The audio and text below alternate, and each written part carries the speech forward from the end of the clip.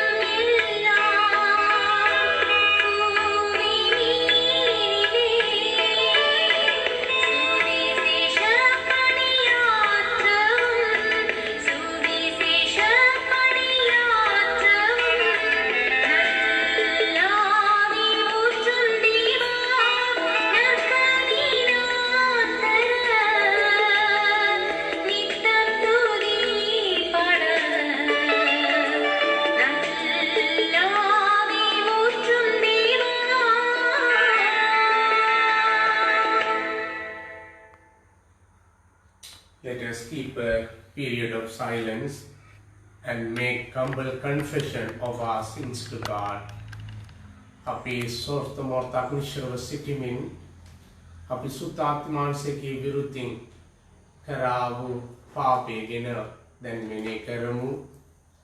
சற்று நேரம் அமைதலாக இருந்து பரிசுத்த ஆவியானவருக்கு விரோதமாக எமது சிந்தனையால், சொல்லால், செயல்களால் நாம் ஆற்றிய பாவங்களை எண்ணி பார்ப்போம். மனுஷகுமாரனுக்கு விரோதமாக செய்யும் பாவங்கள் மன்னிக்கப்படும். ஆனால் பரிசுத்த ஆவியானவருக்கு விரோதமாக செய்யும் பாவங்கள் மன்னிக்கப்படாது. ஆவியை அவித்து போடாதிருங்கள் என்கிறார் பரிசுத்த Pavul. Especially that the time that we have gone away, that we have rejected the Spirit of God, the time that we have refused to listen to the voice of God, the voice of Spirit.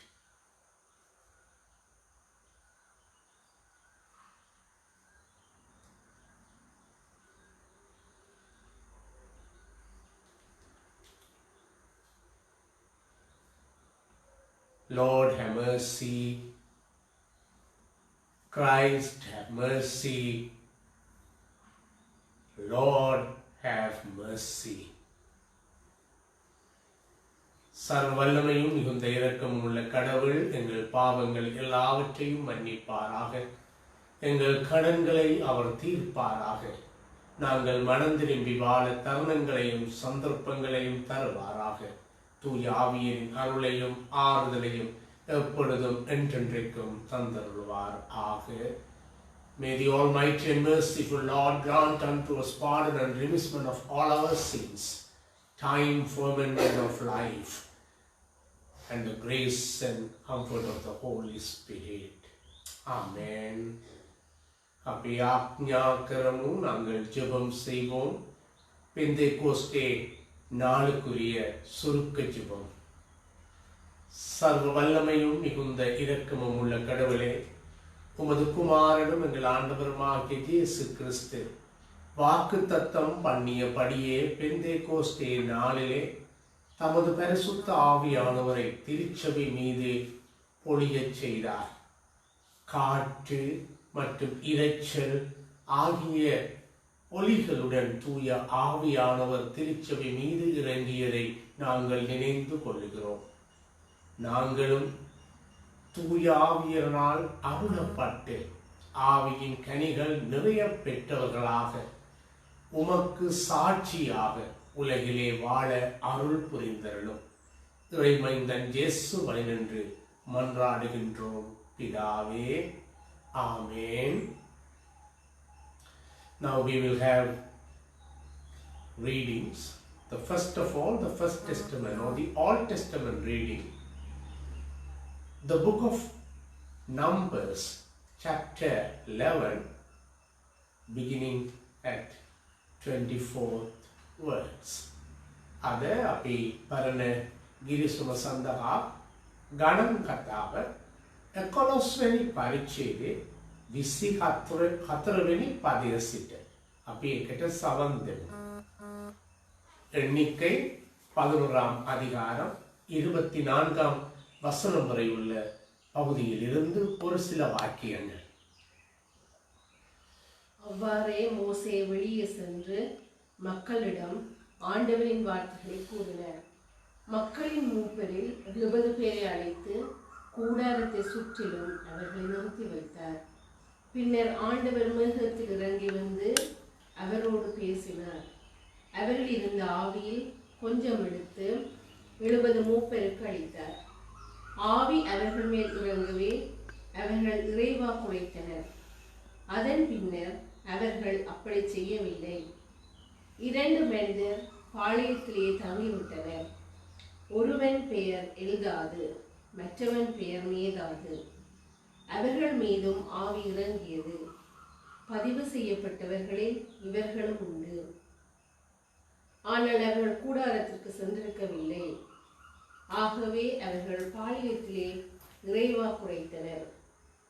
ஒரு இளைஞன் ஓடி வந்து மோசேயிடம், எல்தாதும் மேதாதும் பாளையத்தில் நிறைவாக்குரைக்கின்றனர் என்று சொன்னான். உடனே தேர்ந்தெடுக்கப்பட்டோரில் ஒருவரும் மோசேயின் ஊழியரும் நூனின் மைந்தருமான ஜோசுவா, மோசே என் தலைவரே, அவர்களை தடுத்து நிறுத்தும் என்றார். ஆனால் மோசே அவரிடம், என்னை முன்னிட்டு நீ பொறாமைப்படுகிறாயா?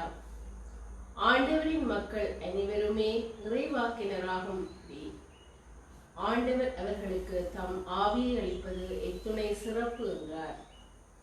பின் மோசேயும் இஸ்ரவேலின் மூப்பரும் பாளையத்துக்கு திரும்பினர்.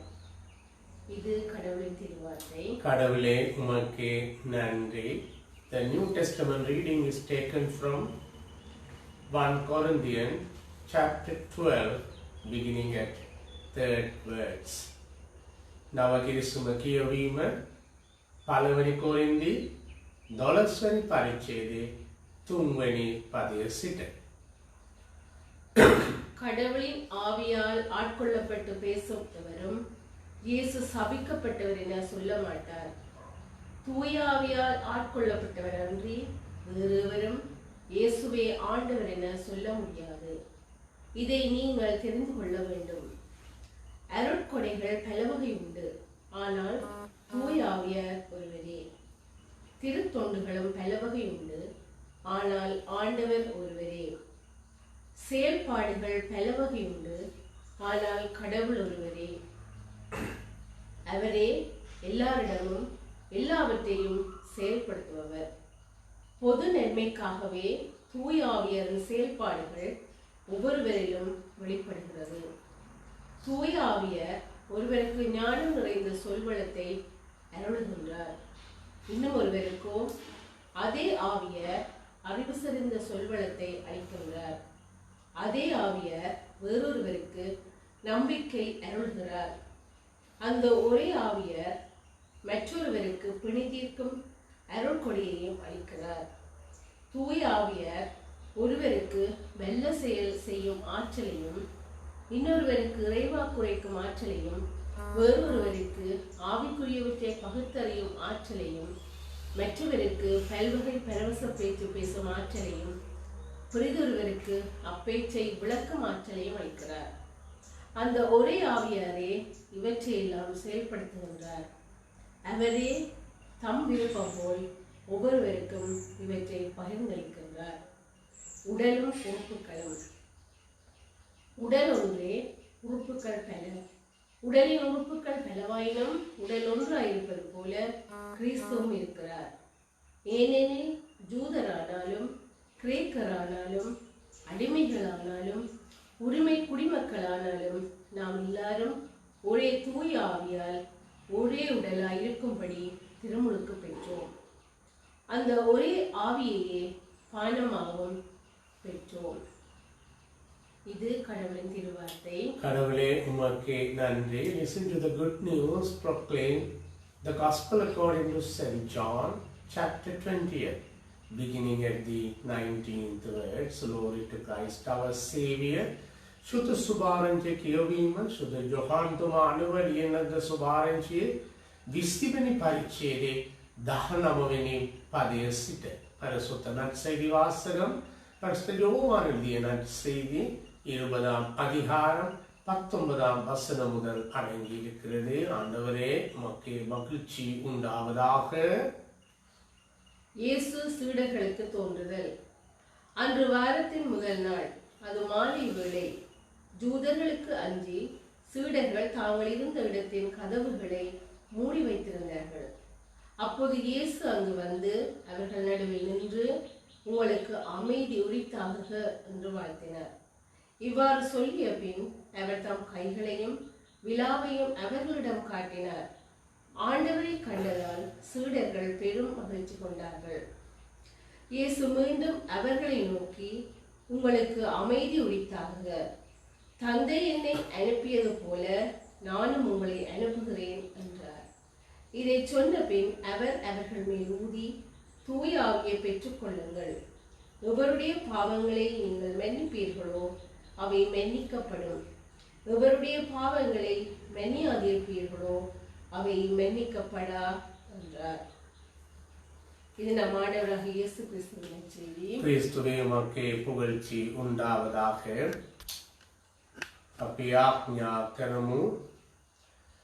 අපිට ආදරය කරන ආදරණීය දෙවි පියාණනි, උන්වහන්සේගේ වචනය තුල අපිට කතා කරමනව ඒ වචනය දෙනා වූ ශක්තිය අපි අනිත් අයත් එක්ක බෙදා ගන්නට අපිට වරදුන මත ජේසුස් වහන්සේගේ නාමයෙන් අපි ඉල්ලා සිටිමුව. ආමේන්. அன்பான திருச்சபை மக்களே, உங்கள் அனைவருக்கும் பெந்தேகோஸ்தே தின வாழ்த்துதல்களை தெரிவிக்கின்றோம். சிறப்பாக திருச்சபை மீது கடவுள் தூய ஆவியை பொழிந்த தினத்தை இன்று நாங்கள் நினைந்து கொள்ளுகின்றோம். ஆண்டவர் இயேசு உயிர்த்தெழுந்து 40வது நாள் விண்ணேற்றமடைந்த நாளில் இருந்து 10வது நாள் இந்த பரிசுத்த ஆவியானவர் திருச்சபை மீது இறங்கி இருக்கிறார். அதாவது உயிர்த்தெழுந்த நாளிலிருந்து 50வது நாள் இந்த பரிசுத்த ஆவியின் வருகை இடம்பெற்றிருப்பதை நாங்கள் பார்க்கின்றோம். திருமறையை நாங்கள் வாசித்து பார்த்தால் 3 முக்கிய சம்பவங்களில் இந்த ஆவியானவரின் பொழிவை நாங்கள் பார்க்கிறோம். வாசிக்க கேட்ட நற்செய்தி பகுதியிலே ஆண்டவர் இயேசு உயிர்த்தெழுந்த பின்னர் சீடர்களுக்கு தரிசனமாகின்ற வேளையில் அவர்கள் மீது ஊதி பரிசுத்த ஆவியை அவர்களுக்கு வழங்கியதை நாங்கள் வாசிக்க கேட்ட நற்செய்தியிலே பார்க்கலாம். யோவான் 20ஆம் அதிகாரம் 19 முதல் 23ஆம் வசனம் வரையுள்ள பகுதியில் இந்த சம்பவத்தை பார்க்கலாம். இரண்டாவதாக அப்போஸ்தலர் அல்லது திருத்தூதுவர்கள் நூலிலே 2ஆம் அதிகாரம் 1 முதல் 21ஆம் வசனம் வரை உள்ள பகுதியிலே திருச்சபை மீது சீடர்கள் ஒன்றிருந்த வேளையிலே பரிசுத்த ஆவியானவர் இறங்கிய சம்பவத்தை நாங்கள் நினைந்து கொள்கின்றோம். அதனைத்தான் இன்றைய நாளில் நாங்கள் நினைந்து கொள்கிறோம்.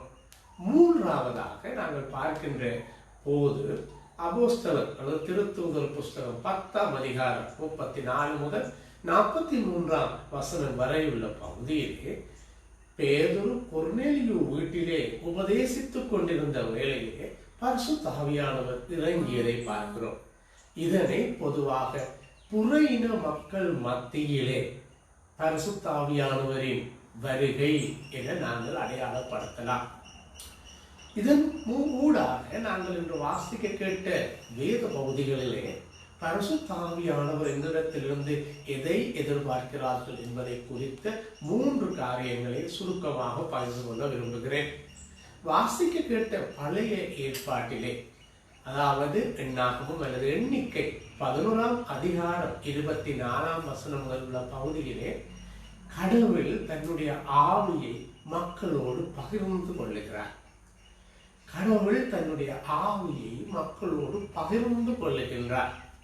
எனவேதான் ஆண்டவர் இயேசுவும் தன்னுடைய ஆவியை திருச்சபை மக்களோடு கூட பகிர்ந்து கொள்வதை நாங்கள் பார்க்கிறோம். இதனூடாக கடவுளின் தாராள தன்மையை எங்களால் கண்டுகொள்ள முடிகின்றது. கடவுள் மனிதனை படைத்தது மாத்திரமல்ல, அவனோடு தன்னையே பகிர்ந்து கொள்ளுகின்றார். தன்னையே பகிர்ந்து கொள்வதை பார்க்கிறோம். இதனூடாக ஒவ்வொரு மானிடரும், அதாவது தன்னை கடவுளோடு பகிர்ந்து கொள்ளுமாறும் ஏனைய மக்களோடு பகிர்ந்து கொள்ளுமாறும் அவன் அழைக்கப்படுகின்றான். எனவே கடவுளத்திலே காணப்பட்ட இந்த தாராள மனது, எங்கள் மீது கொண்டிருக்கிற அந்த தாராள மனது எங்கள் ஒவ்வொருவருக்கும் கடவுள் மீதும் ஏனையவர்கள் மீதும் இருக்க வேண்டும் என்பதையே பரிசுத்த ஆவியானவர் எதிர்பார்க்கின்றார்.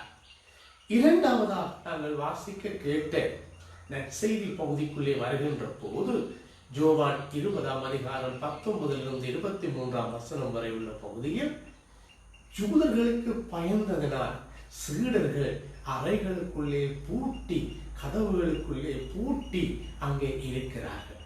அப்பொழுது ஆண்டவர் இயேசு அவர்கள் மத்தியிலே தோன்றி உங்களுக்கு சமாதானம் உண்டாவதாக என வாழ்த்தி அவர்கள் மீது ஊதி பரிசுத்த ஆவியை வழங்குவதை பார்க்கிறோம். ஏன் இந்த பரிசுத்த ஆவி அவர்களுக்கு கொடுக்கப்பட்டது என்று சொன்னால், அவர்கள் பலப்படும்படியாக. அவர்கள் பயந்து நடுக்கமடைந்து பலவீனமடைந்து இருக்கின்ற வேளையில் தூய ஆவியானவர் வருகை தந்து அவர்களை பலப்படுத்தினார். எனவேதான் பெந்தெகோஸ்தே நாளிலே பேதுரு எழுந்து நின்று மக்கள் முன்பதாக, இதோ யூதர்களே, நீங்கள் திருச்சட்டம் அறியாத ரோமர்கள் கையில் இயேசுவை கொடுத்து கொலை செய்தீர்கள், அதற்கு நாங்கள் சாட்சிகள் என்று சொல்லுகின்றார்.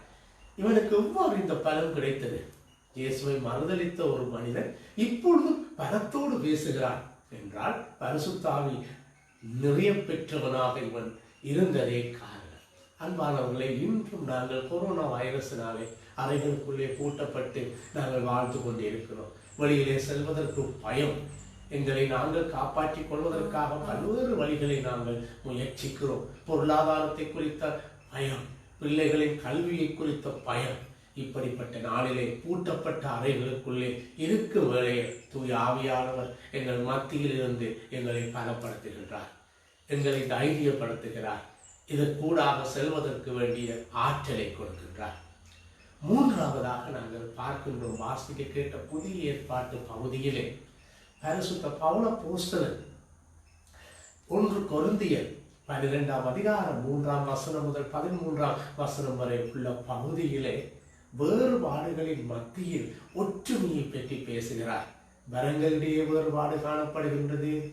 எனவே வேறுபாடுகளின் மத்தியிலே ஒற்றுமையாக இருக்க வேண்டும் என்பதை மாத்திரம் கூறிவிடாமல், அதாவது பரிசுத்த ஆவியானவர் பொதுவான பயன்பாட்டிற்காக தரப்பட்டிருக்கிறார்.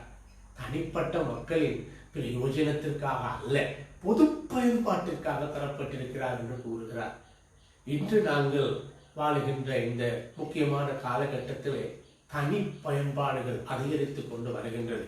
ஏனென்றால் சமூகமாக நாங்கள் கூட முடியாது, வழிபாட்டிலே கூட முடியாது, திருமண வைபவங்களுக்காக கூட முடியாது, பாடசாலைகளை கல்விக்காக கூட முடியாது. இவ்வாறு தனிப்பட்ட, அதாவது சமூகமாக கூடுதல்கள் தவிர்க்கப்படுகின்ற பழியினாலே ஒவ்வொரு மனிதனும் தனி உலகத்துக்குள்ளே வாழ ஆரம்பிக்கிறார்.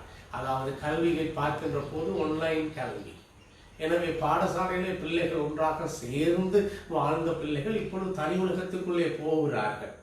எனவே காரியாலயங்களே சேர்ந்து வேலை செய்த மக்கள் இல்லங்களில் இருந்து வேலைகளை செய்ய அவர்கள் கேட்கப்பட்டதன் காரணமாக சமூகத்தில் இருக்கிற தொடர்புகள் எல்லாம் துண்டிக்கப்பட்டு தனித்துவமான சிந்தனைகள், அதாவது இண்டிவிஜுவலிசம் வளர்ந்து கொண்டிருக்கிறது. எனவே பரிசுத்த ஆவியானவர் சொல்லுகின்ற கருத்து, எனவே அவர் இந்த உலகிற்கு அருளப்பட்டிருக்கிற நோக்கமே பொதுவான தன்மைக்காக, எனவே பொது பயன்பாட்டிற்காக. எனவே தனியுடைமை வாதங்களை, அதாவது நான் என்னுடைய என்ற கருத்துக்களை நாங்கள் வெறுத்து பொதுவான கருத்துக்களை பொதுவாக நாங்கள் சிந்திக்க, எல்லோரையும் குறித்து சிந்திக்க கடவுள் எங்களை அழைக்கிறார். எனவே அன்பானவர்களே, இந்த பரிசுத்த ஆவியானவருடைய வருகையின் அன்று கடவுளுக்குள்ளே இருக்கின்ற தாராளமான சிந்தனை எங்களுக்குள்ளே இருக்கவும், எங்களுக்குள்ளே காணப்படுகின்ற பயன்களை அகற்றி நாங்கள் பலப்படுத்திக் கொள்ளவும், இறுதியாக தனித்துவமான சிந்தனைகள் அல்ல, நான் எனது என்ற சுயநல சிந்தனைகளை வெறுத்து பொதுவான சிந்தனையை வளர்த்து கொள்ள எல்லாம் வல்ல ஆவியானவர் தமது அருளையும் ஆசையையும் நமக்கு தருவாராக. ஆமென். ආදරණීය දේව ජනතාව, අද අපි පෙන්තෙකොස්තේ දවස සිහිපත් කරනවා. විශේෂයෙන් පෙන්තෙකොස්තේ දවසේදී යේසුස් වහන්සේගේ නැවත නැගිටීමට පසුව දවස් 40ක් යේසුස් වහන්සේ තමුන්ගේ ගෝලයත් එක්ක ජීවත් වෙලා ඊට පසුව එතුමා ස්වර්ග ආරෝහණ වුණා. ස්වර්ග ආරෝහණ වූ දවසේ දවස් 10 තමයි සුත්තාත්මාංශයේ පැනිමීම සභාවෙන් තිබුණා කියලා අපි දකින්න පුළුවන්. ඒ කියන්නේ නැවත නැගිටීමට පසුව දවස් 50 ඒ පස්සේ තමයි සුතාදිමාංශයේ පැමිණීම සභාව තුළ තිබුණා කියලා අපි දකින්න පුළුවන්. අපි බයිබලයේ කියවනකොට ඇත්තටම මේ ගැන විවිධ මතයක් අපේ අතර තියෙනවා. අපි අද කියවුවා වූ සුභාරංචි කියවීම යොහාන් 20:19 ඉඳලා 23 දී අපි දකින්න පුළුවන් යේසුස් වහන්සේගේ නැවත නැගිටිට පස්සෙ යේසුස් වහන්සේ සුතාදිමාංශව තමුන්ගේ ගෝණයත් එක්ක බෙදාගත්තා. ඒක විතරක් නෙවෙයි පෙන්තෙකොස්තේ දවසේදී ක්‍රියාපොතේ පළවෙනි පරිච්ඡේදය දෙවෙනි පරිච්ඡේදයේ පළවෙනි පදයේ සිට 21 වෙනි පදයේ දක්වා කියවනකොට එතන සභාවේදී ජූද ජනතාව දෙවියන් වහන්සේ එයාගේ ආත්මය බෙදා ගන්නවා. ඒ කියන්නේ සුතාත්මාංශේ ජූද ජනතාවට බෙදාගත්තාව දවස. අපි ක්‍රියාපොතේ 10 වෙනි පරිච්ඡේදයේ 34 වෙනි පදයේ සිට 43 වෙනි පදයේ දක්වා අපි ගෙවනකොට දකින්න පුළුවන්. එතන පේදුරුස්තුමා කොර්නෙලිගේ ගෙදර ගිහලා දේශනා කරන වෙලාවේදී දෙවියන් වහන්සේ සුතාත්මාංශව මේ ජනතාවට එක්ක ඒ කියන්නේ අන්‍ය ජනතාවට අන්‍ය ජනතාව කියන්නේ ජූද ජනතාව නැති තව කොටසක් එක්ක එතුමා තමුන්ගේ ආත්මය නැත්නම් සුතාත්මාංශව බෙදා ගන්නවා. ඒ තුල දකින්න පුළුවන් දෙවියන් වහන්සේ මේ ආත්මය සියලු දෙනාමට දෙනාම දෙවියන් වහන්සේව තමයි අපි දකින්න පුළුවන්. ඒ නිසා අපි අද කියවුවා කියවීම තුළ අපේ කියවීමකට සවන් දුන්නොත් විශේෂම මේ සුතාඥානගෙන කරුණු තුනක් මම බෙදා ගන්න කැමතියි. පළවෙනි එක තමයි අපි කියවුවා පරණ කිරිස්මේදී ගණන් ගත්තාව 11 වෙනි පරිච්ඡේදයේ 24 වෙනි පදයේදී දෙවියන් වහන්සේ එතුමා එයාගේ ආත්මය ජනතාවත් එක්ක බෙදා ගන්නවා. ඒ වගේ තමයි යේසුස් වහන්සේ සුතාඥානසව ගෝලයට එක්ක බෙදා ගන්නවා. ඒ කියන්නේ ඒ තුළ අපි දකින්න පුළුවන් දෙවියන් වහන්සේට තියෙනා වූ විවුර්තතාවය. ඒ කියන්නේ විවුර්තතාවය අපි දකින්න පුළුවන්. ඒක ඉතාම අවශ්‍යයි. දෙවියන් වහන්සේ සහ යේසුස් වහන්සේ ජනතාවට බෙදා ගන්නවා මේ ආත්මය. එතුමා පොරොන්දුනා මම ජනවා ගිහිලා මම සුතාත්මාංශවලට දෙනවා කියනවා පොරොන්දුනාම මේ පොරොන්දුව දැන් කිට්ටු කරනවා. ඒ තුල දෙවියන් වහන්සේ බෙදා ගන්නවා. ඉස්ලාම අපි දකිනවා ආත්මය බෙදා ගැනීම. ඒක ඉතාම වැදගත්. ඒ නිසා මේ සුතාත්මාංශයේ වැඩි දවසේදී අපි හිතන්න අවශ්‍යයි. අපි පුළුවන් අපේ ආත්මය දෙවියන් වහන්සේත් එක්ක බෙදා ගන්න සහ මේ දෙවියන් වහන්සේ ලබා දුන්න අපිට දුන්නා වූ මේ ආත්මය අනිත් අයත් එක්ක බෙදා ගන්න එක ඉතාමත් වැදගත්. අනිත් අයත් එක්ක බෙදා ගැනීම ඉතාමත් වැදගත්. අපි අද ජීවිතේ නම් සමාජය තුළ මේක හරි අමාරු නේද? අපේ ආත්මය ලබා ගන්නට පස්සේ අපි කියනවා මේ ආත්මය අනිත් අයත් එක්ක බෙදා ගන්න අපි කැමති වෙන්න ඕන. දෙවෙනි කියවීම අපි බැලුවොත් සුභාරංචි කියවීම නේද? යොහාන් 20:19 ඉඳලා අපි කියවනකොට එදා ජූත ජනතාවට බය වෙලා ගෝලයවරුන් කාමරේ ඇතුළ ලොක් කරලා ඇතුළේ හිටියේ. එලා හිතුවා අපේ ජීවිතේ ඉවරයි මායවලයි කියලා. ඒ වෙලාවේ තමයි යේසුස් වහන්සේ නැගිටුණා. යේසුස් වහන්සේ එයාට එක්ක සාමය ආචාර්ය බෙදා ගන්නවා.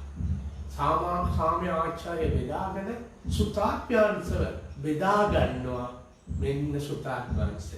ඒ සුතාත්මාංශය යාලට බලය දුන්නා නැගිටින්න. ඒ බලය ලබාගත්තට පස්සුව තමයි පෙන්තෙකොස්තේ දවසේදී අපි දන්නවා පේදුරුස්තුමා නැගිටලා මොකද කිව්වේ? ජූද ජනතාව බලලාගෙන අනේ ජූද ජනතාව ඔයාලා මොකද කරේ? රෝමවරුන්ට යේසුස් වහන්සේව දුන්නා. යේසුස් වහන්සේව දුන්නට පස්සේ රෝම ජනතාව එයාව මරුවා. ඒකට අපි සාක්ෂි. යේසුස් වහන්සේ ප්‍රතික්ෂේප කරපු මිනිහ පේදුරු අපි දන්නවනේ. ඒ වගේ පේදුරුට කොහොමද මේක කරගන්න පුළුවන්කමක් තිබුණා? ඒකට හේතුව සුතාත්මාංශයේ බලය එතුමා ලබාගත්තා. ලබාගත්තට පස්සේ ඒ බලය අරගෙන එතුමා සාක්ෂි දරාගත්තා යේසුස් වහන්සේගෙන්. අදත් අපි කොරෝනා වෛරස් සඳහා අපේ කාමරය ඇතුලේ ඉන්නේ. අපිට ආර්ථික බයක් තියෙන්නේ. සමාජීය බයක් තියෙන්නේ. අපේ ජීවිතය ගැන බයක් තියෙනවා. අපි ආරක්ෂා කරන්න සෑම දෙයක් කරනවා. බය වෙලා ඉන්න සමාජයට සුතාත්මාංශ බලය දෙනවා නැගිටින්න. ඒ නිසා සුතාත්මාංශේ අපිව ශක්තිමත් කරනවා. අපිට ධෛර්යයක් දෙනවා. අපි යන ගමන තුළ ගමන් කරන්න. අන්තිම කාරණයක් අපි නව ක්‍රිස්තුමට එනකොට පළවෙනි කොරින්දී 12 වෙනි පරිච්ඡේදයේ 3 වෙනි පදයේ සිට කියනකොට පවුල්තුමා කියනවා ඒ කියන්නේ විශේෂ දීවනාවක් කියන දෙවියන් වහන්සේගේ දීවනාවක් කියන පවුල්තුමා කියලා. එයා කියන්නේ තමයි මේ දීවනාව ඔක්කොම දීලා තියන්නේ අපගේ පුත්ලික ප්‍රයෝජනයකට නෙවෙයි. පුත්ලික ගෞරවයට නෙවෙයි. සමාජ ගොඩනැගීමට. සමාජ වර්ධනයකට. මේක තමයි දීලා තියෙන්නේ කියලා එතුමා කියනවා. අද ආධුනික දේව ජනතාව අපේ ජීවිතවල සමාජයේ මේ වෛරස් නිසා අපි පුත්ලික ගැන අපි හිතන්න පටන් ගන්නවා. ගෙදර ඇතුලේ ඉඳලා මම මගේ පවුල මගේ දරුවනේ ගැන හිතන්න පටන් ගන්නවා. ඒකට හේතුව සමාජය තුළ අපි ගමන් කරන ආගේ අමාරු. දැන් පාසල් වල නතර කරලා තියෙනවා පූජාවල් නෑ. ඒ වගේ සමාජය වගේ අපි එකතු කරන්න තහනම් කරපු නිසා අපි හිත තුළ මේ වගේ පුත්ලික චින්තනය දවසේ දවසේ වර්ධනය වෙනවා. ඒක විතරක් නෙමෙයි පාසලෙන් ඉගෙන ගත්තොත් දැන් ඔන්ලයින් এডুকেෂන් ළමයිලා එකතු වෙන්න තහනම්. ඒ නිසා ළමයි අතර මේ වගේ චින්තනය ඉක්මනට වර්ධනය වෙන්න ඉඩ තියෙනවා. ඒ නිසා වේදේව ජනතාව සුත්‍රාත්මාංශ නවතවරක් අපිට කියන්නේ තමයි මේ පුත්ලික වර්ධනයකට වඩා සමාජ ගැනීම ගැන සමාජ වර්ධනය ගැන අපි හිතන්න අවශ්‍යයි. ඒ නිසා සුත්‍රාත්මාංශ අපිට දෙවියන් වහන්සේ යාගේ ආත්මය අපිට එක්ක බෙදාගෙන තියෙන්නේ විවුර්තතාවයක් වෙන්න. දෙවෙනි එක තමයි එතුමා අපිට අතර තියෙනා වූ බය ඉඳලා අපිව ශක්තිමත් කරනවා. තුන්වෙනි එක තමයි දෙවියන් වහන්සේ විශේෂයෙන් අපි අතුල වර්ධනය වුණා වූ පුත්ලික චින්තනය කඩාගෙන සමාජ වර්ධනය සඳහා ක්‍රියා කරන්නට අපිට ආරාධනාවක් කරනවා. My dear people of God, it is my pleasure and privilege to share the word of God this morning. Very especially today, as we all know, the Pentecost Sunday. So after the resurrection, Jesus shared his life with his disciple. Then the 40th day, he ascended to the heaven. After the ascension, after the 10 days, the Holy Spirit poured out on the church. Therefore, this incident is happening nearly 50 days after the resurrection of Christ. When we read the Bible, we can see different type of pouring out spirit. So first of all, when we come to the gospel reading today, the gospel according to St. John chapter 20, verses 19 to 23, during the time Jesus was ready to share the Spirit of God with his disciples. So this particular event only appearing in the 4th Gospels. Secondly, the Acts of the Apostles chapter 1 verses 1 to 21, where we can see the pouring out of the Spirit, the church, especially God shared his spirits with the Jewish community. The third event, Acts chapter 10, verses 34 to 43, where Peter, he was at the Cornelius' house with Gentiles, preaching and sharing the message of God. During that time, the non-Jews of Gentile community filled by the Holy Spirit. Therefore, God shared his Spirit even with Gentiles. I would like to focus your attention on the reading which we have just heard when we come to the Old Testament reading, Numbers chapter 11 verses 24 to 30, where God shared his Spirit with people. That shows the generosity of God. God shared his Spirit with his people. The same thing happening on the day of Pentecost. really God shared His Spirit with Jews and also the Gentiles, where we can see the spirit of generosity. Therefore, my dear people of God, in our day-to-day lives, we are called by God, called by the Spirit of God to develop the spirit of generosity in the context of multi-faith experiences in Sri Lanka. Secondly, when we come to the Gospel reading, the Gospel according to St. John chapter 20 verses 19 to 23, where Jesus shared His Spirit, the Spirit of God, with His disciples, because they scared for Jews. They were crying for their lives. So during that time, Jesus preached and shared the message of peace, and also He shared the Spirit who gives strength and courage to everybody. On the day of Pentecost, the Peter, filled by the Spirit of God, and he cried out and said, Jews, you are the people handed over Christ to the Romans. But they killed them. We are witness for the death and resurrection of Christ. Therefore, God has given the Spirit to us to share, to become a witness for the death and resurrection of Christ. My dear people of God, today we are scared because of many things, because of the coronavirus. We are also in a closed door. But God would like to share His Spirit with us in order to give strength and courage for us. Finally, when we come to the New Testament reading, 1 Corinthians chapter 3 verses 1 Corinthians chapter 12 verses 3 to 13, where Paul speaks about the unity in diversity. Unity in diversity. And also says God shares His Spirit with us for the development and betterment for the others. But sometimes we are using this Spirit for our individual purposes. For our individual purposes. That is not the actual purpose of the Spirit.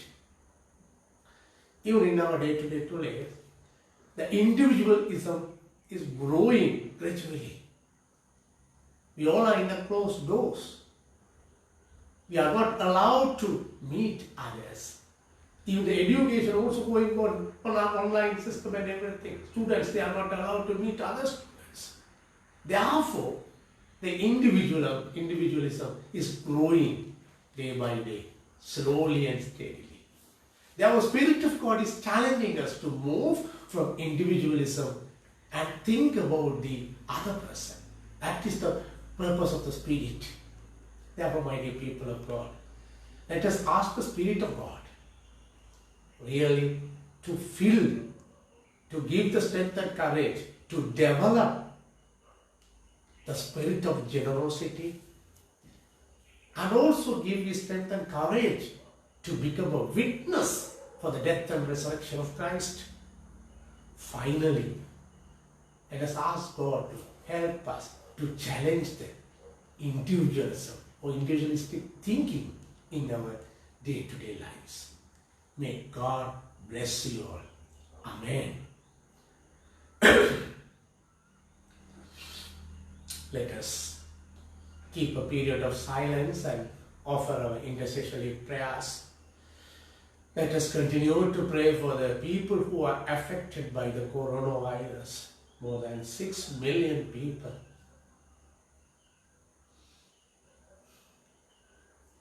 And also let us remember the people who sacrificed their lives due to coronavirus and other pandemics. And also let us thank God for the life and work of Arumugam Kontaman. Let us remember his wife and children and also remember the upcountry community for the contribution Tondaman made.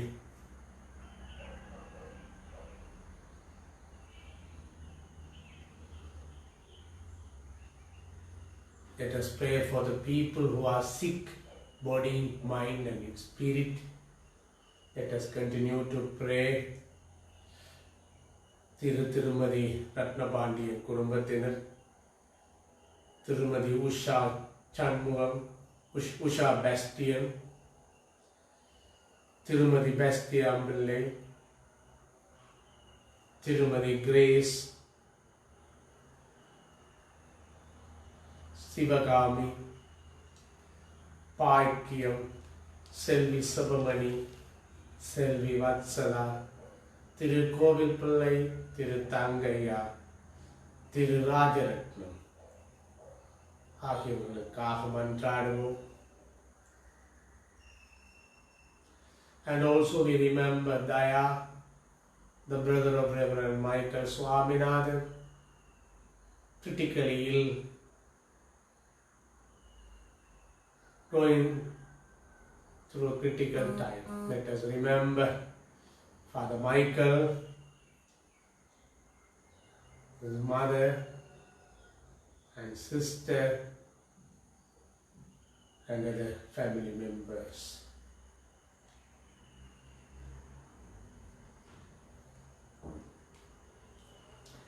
We pray for the people who are celebrating their birthdays today.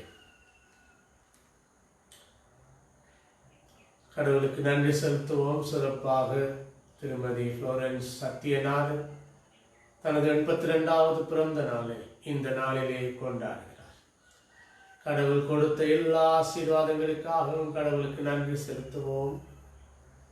அவருடைய பிள்ளைகள், பேரப்பிள்ளைகள், மருமக்கள், இங்கிருப்பவர்கள், கனடாவில் இருப்பவர்கள் மட்டுமே எல்லாருக்காகவும் கடவுளுக்கு நன்றி செலுத்துவோம். அம்மாவும் கொடுத்த எல்லா ஆசீர்வாதங்களுக்காகவும் கடவுளுக்கு நன்றி செலுத்துவோம்.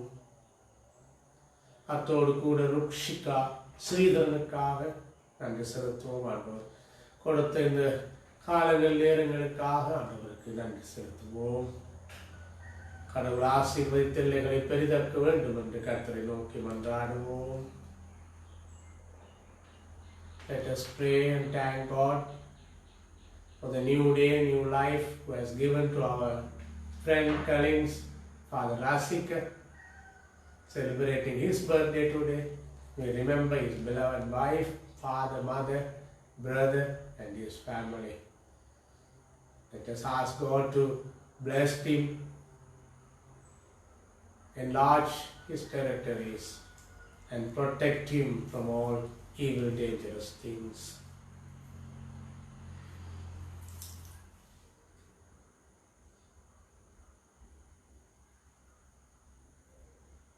திருமண நாளை நினைந்து கொள்ளுபவர்களை நினைந்து கொள்வோம். கடந்த வெள்ளிக்கிழமை திருமதி மேரி விஸ்வகுல அவர்கள் திருமணத்தை நினைந்து கொண்டார்கள். திருவாளர் சந்தோஷம் அவர்களுடைய மகள், மருமகன், அவருடைய குடும்பத்திற்காக கடவுளுக்கு நன்றி செலுத்துவோம். அன்று அஞ்சலஸுக்காக நன்றி. தொடர்ந்து மாணவர்களை ஆஸ்வதிக்க வேண்டும் என்று மன்றாடுவோம். நித்திய இளைப்பாறுதலுக்குள்ளும் நீங்க வெளிச்சத்திற்குள்ளும் பிரவேசித்தவர்களை நாங்கள் இணைந்து கொள்ளுவோம். சிறப்பாக இந்த நேரத்திலும் அக்யோனஸ், மேரி ரோஸ், அவருடைய பிரிவால் வாடுகிற குடும்பங்கள் ஆகியவர்களை இணைந்து கடவுள் தாமே ஆறுதலை அவர்களுக்கு கொடுக்க வேண்டும் என்று மன்றாடுவோம். மேரி, அக்யோனஸ், ரோஸ் அவர்கள் விட்ட சந்திரன் அவர்களுடைய மனைவியின் சகோதரி. எனவே அந்த குடும்பத்தாரை விட்டு அவருடைய மனைவி கிரேசிலின் அவருடைய குடும்பத்தார் அனைவரையும் ஆண்டவர் ஆறுதல் படுத்த வேண்டும் என்று தொடர்ச்சியாக நாங்கள் மன்றாடுவோம். மேலும் சுவையிடப்பட்டிருக்கிற சரணாயக்காவுக்காக மன்றாடுவோம். அப்படி மனைவி அனிட்டா மற்றும் அவர்களுக்கு வேண்டிய சுகங்களை, பலங்களை ஆண்டவர் கொடுக்க வேண்டும் என்று கர்த்தரை நோக்கி மன்றாடுவோம்.